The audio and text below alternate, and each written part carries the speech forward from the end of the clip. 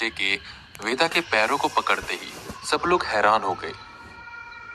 अब तक सबको लग रहा था कि बच्चा गिरने का कारण वो औरत की आत्मा है, पर अब पता लगा था कि वो तो बस एक रूह थी जिसे उस बच्चे ने अपने काबू में किया हुआ था। पर ये बच्चा था कौन, और आखिर वेदा इससे इतना डर क्यों रहे थे? राजन, ये सब क्या हो रहा है और ये बच्चा कौन है? आर्यन ने पूछा, जिस पर राजन भी थोड़ा सा डरते हुए कहता है, शायद ये बच्चा कच्चा कलवा है। ये कच्चा कलवा क्या होता है? सुरेश ने पूछा। सुरेश, तुम्हारी बुआ सच में तुम्हारा वंश खत्म करना चाहती थी, इसलिए उन्होंने कच्चा कलवा का इस्तेमाल किया। कच्चा कलवा उन बच्चों की आत्मा होती है जिनकी मृत्यु कोख में या 9 साल की उम्र से पहले हो जाती है। हिंदू धर्म में बच्चों के शव को जलाया नहीं जाता, बल्कि दफनाया जाता है। और जब इन्हें दफनाया जाता है और इनके दफन शव को तांत्रिक और काला जादू करने वाले कच्चा कलवा बनाने के लिए इस्तेमाल करते हैं। कच्चा कलवा बहुत खतरनाक होता है। बच्चे की आत्मा होने की वजह से इसे काबू कर पाना बहुत मुश्किल है, और ये मंदिर में भी जा सकता है और किसी भी मंत्र का इस पर जल्दी कोई असर नहीं होता।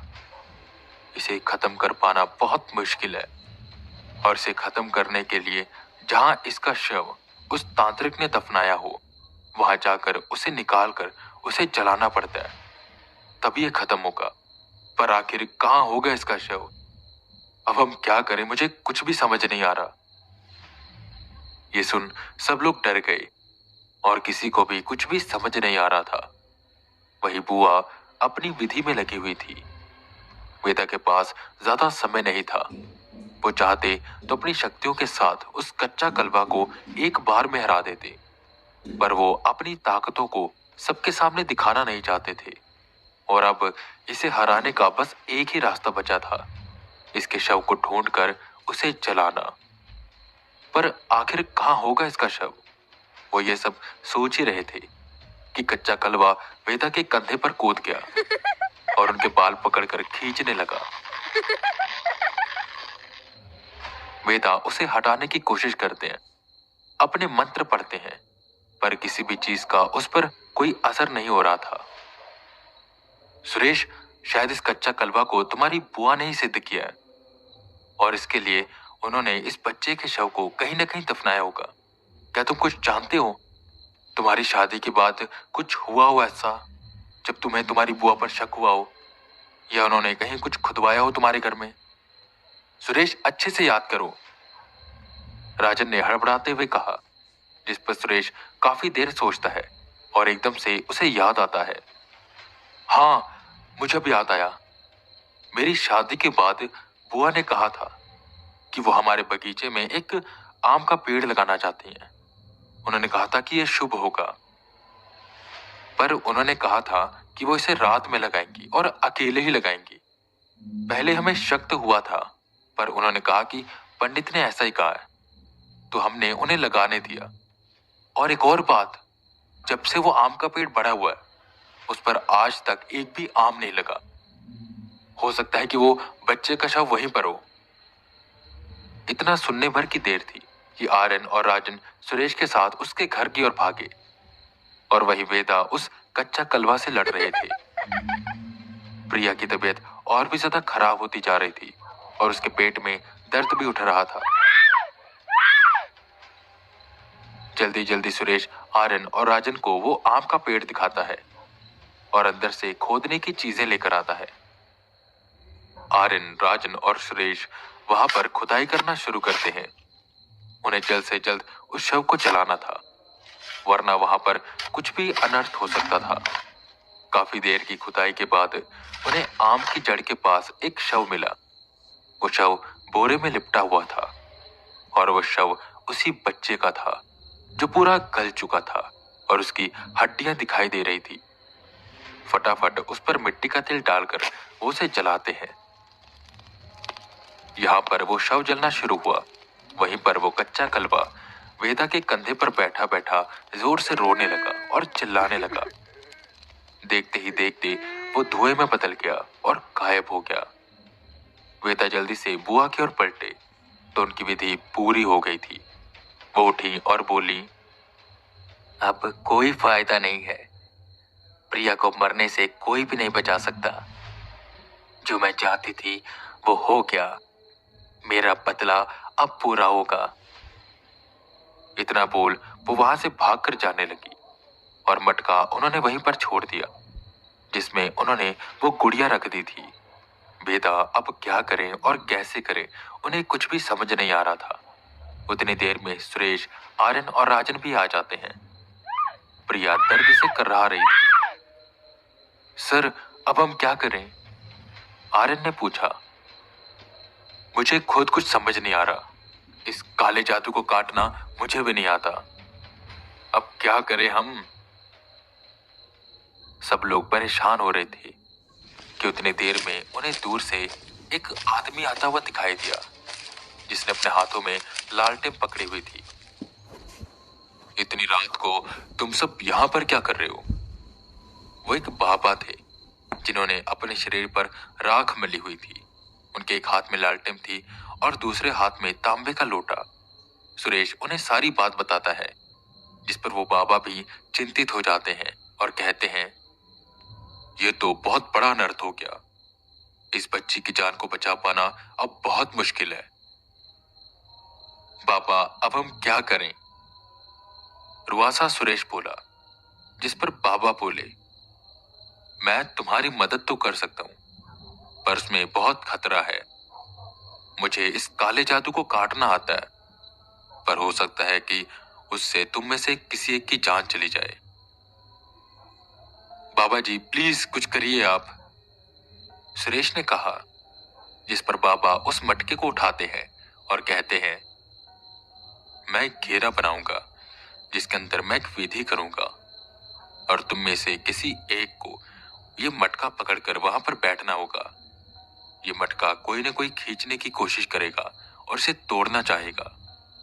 तो जो भी इसे पकड़कर बैठेगा उसे अपनी पकड़ मजबूत रखनी होगी और फिर वो मेरे साथ एक चौराहे पर चलेगा और हम इसे वहां पर दफना देंगे और उसे वहां पर सुबह तक रुकना होगा। फिर ये विधि पूरी हो जाएगी। क्या कोई तुम में से तैयार है ये करने के लिए? उन बाबा की ये बात सुनकर सब लोग डर गए और सोचने लगे कि ये करेगा कौन। कि उतनी देर में सुरेश आगे आया। सुरेश तैयार था ये सब करने के लिए पर वेदा उसे रोकते हैं और कहते हैं कि वो ये सब करेंगे। आर्यन और राजन वेदा को समझाते हैं कि इसमें उनकी जान भी जा सकती है पर वेदा इस खतरे को मोल लेने के लिए तैयार थी। बताइए बाबा जी, क्या करना है? मैं तैयार हूं, उन्होंने पूछा। जिस पर वो बाबा वेदा को मटका पकड़ाते हुए कहते हैं, सुनो बेटा, तुम अपनी आंखें बंद करके यहीं पर बैठ जाना। मैं एक घेरा बनाकर अपनी विधि शुरू करूंगा। इस बीच तुम्हें ऐसा लगेगा कि कोई तुमसे मटका छीनना चाहता है और कोई आवाज भी देगा। तुम्हें इस पर ध्यान नहीं देना।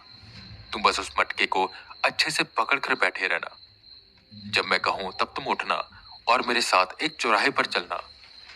वहां पर हम इस मटके को गाड़ देंगे और फिर मैं चला जाऊंगा पर तुम्हें वहीं पर बैठे रहना है। इस बीच तुम्हें काफी चीजें अनुभव होगी। कोई ना कोई तुम्हें डराने की, नुकसान पहुंचाने की कोशिश करेगा पर तुम वहां से जाना मत। बस सुबह तक वहां पर तुम्हें बैठे रहना है और ये विधि पूरी हो जाएगी। और हाँ, तुम सब लोग यहां से चले जाओ, बाबा ने बाकी लोगों से कहा।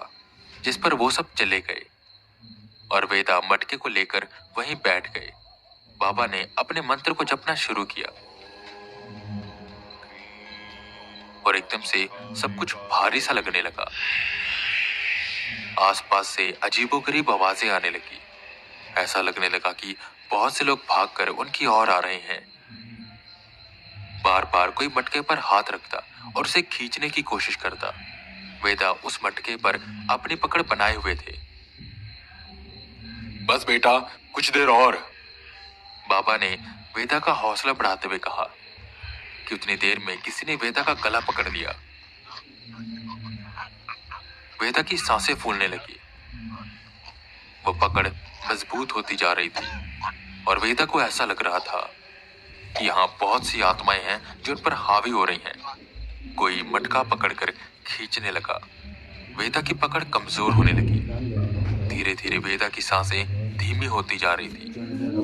वेदा के हाथों की पकड़ और भी ज्यादा कमजोर हुई कि तभी बाबा बोले, उठो, हमें जल्दी से चौराहे पर जाना है, वो सब हम पर हावी हो रही हैं।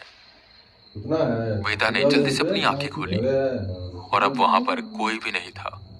उन्होंने मटके को अच्छे से पकड़ा और वह जल्दी जल्दी चौराहे की ओर जाने लगे। उन्हें बार बार ऐसा लग रहा था कि कोई उनका पीछा कर रहा है, पर वो इस पर ध्यान नहीं देते और जल्दी से एक चौराहे पर पहुंचते हैं। बाबा ने वहां पर खड्डा खोदना शुरू किया। वेदा से वो मटका लिया और उसे अच्छे से गाड़ दिया। मैंने जो करना था वो कर दिया, अब बाकी का काम तुम पर। तुम यहीं पर बैठे रहना, वो सब आते ही होंगे। बेटा, तुम्हें किसी न किसी तरह इस मटके को बचाना है, अपना ध्यान रखना। इतना बोल वो बाबा वहां से चले गए और वेदा वहीं बैठ गए। उन्हें महसूस हुआ कि बहुत सी आत्माएं भागते हुए उनकी तरफ आ रही हैं। वेदा ने अपनी आंखें बंद की और हनुमान जी का ध्यान किया। मन में वो उनका मंत्र जपने लगे। एक अदृश्य घेरा उनके आसपास बन गया, जिसकी वजह से वो आत्माएं उसके पार नहीं आ पा रही थी। वेदा बस यूं ही बैठे रहे और सुबह हो गई। सूरज के निकलते ही वो सीधा सुरेश के घर पहुंचे, जहां प्रिया सोफे पर लेटी हुई थी और सब लोग वेदा का इंतजार कर रहे थे। सर, आप आ गए। राजन भागते हुए उनके पास आया। वेदा जी, सब ठीक तो है ना? सब कुछ वैसे ही होना जैसे उन्होंने कहा था? जिस पर वेदा हाँ में जवाब देते हैं और कहते हैं कि अब उन्हें डरने की कोई जरूरत नहीं है। सब ये सुनकर बहुत खुश होते हैं। तभी प्रिया को होश आता है। वो उठती है। वो अब बिल्कुल ठीक थी। वो वेदा का धन्यवाद करती है। बुआ की सारी सच्चाई सबके सामने आ गई थी और उनके घर की सारी बुरी बलाएं जा चुकी थी। खैर, अब काम हो चुका था तो वेदा, राजन और आर्यन के साथ वहां से जाने लगते हैं कि तभी वेदा आर्यन और राजन को धन्यवाद कहते हैं। सच में, अगर तुम दोनों ना होते तो मैं उस कच्चा कलवा का सामना कर ही ना पाता। तुम दोनों ने सही समय पर सही कदम उठाया। धन्यवाद। जिस पर वो दोनों भी बहुत खुश हो गए। वेदा वहां से बनारस और आर्यन और राजन अपने अपने घर चले गए।